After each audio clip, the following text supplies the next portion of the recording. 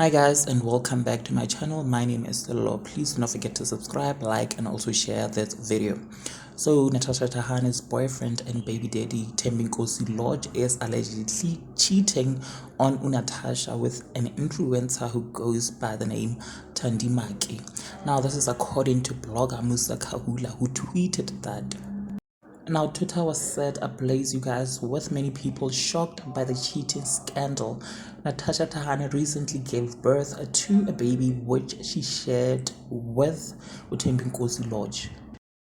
People are saying that the red flags in their relationships were always there, you guys, and that Natasha Thahane chose to ignore them, as in most of the picture, Thembinkosi looked forced and uninterested in taking those pictures, you guys.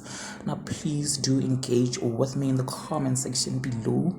Tell me what you think. Also like, subscribe. I shall surely see you on my next upload. Thank you so much. Bye.